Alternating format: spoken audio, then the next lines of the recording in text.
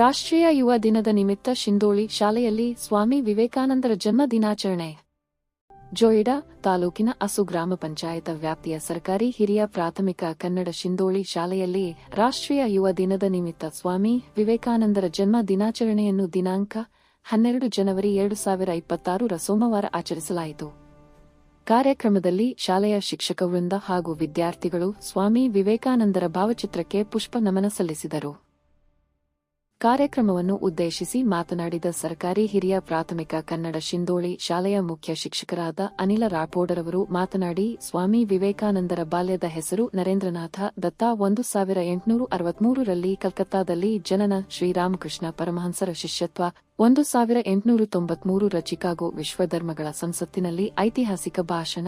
ಭಾರತೀಯ ಯುವ ಜನರಿಗೆ ಸ್ಫೂರ್ತಿ. ರಾಮಕೃಷ್ಣ ಮಿಷನ್ ಸ್ಥಾಪನೆ. ಶಿಕ್ಷಣ ಮತ್ತು ದೇಶಭಕ್ತಿಯ ಸಂದೇಶಗಳನ್ನು ಒಳಗೊಂಡಿದೆ.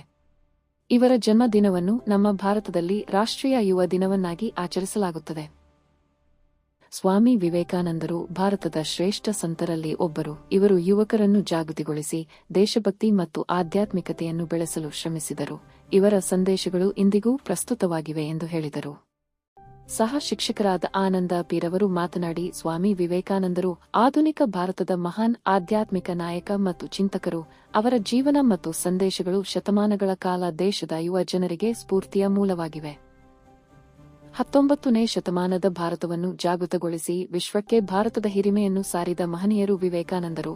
ಎದ್ದೇಳು, ಎಚ್ಚರಗೊಳ್ಳಿ, ಗುರಿ ಸೇರುವವರೆಗೆ ನಿಲ್ಲದಿರಿ ಎಂಬ ಘೋಷಣೆಯೊಂದಿಗೆ ಯುವಕರಲ್ಲಿ ದೇಶಭಕ್ತಿ ಮತ್ತು ಸ್ವಾಭಿಮಾನ ತುಂಬಿದರು. ಅವರ ಮೇರು ವ್ಯಕ್ತಿತ್ವ ನಮಗೆ ಆದರ್ಶ ಎಂದು ಹೇಳಿದರು.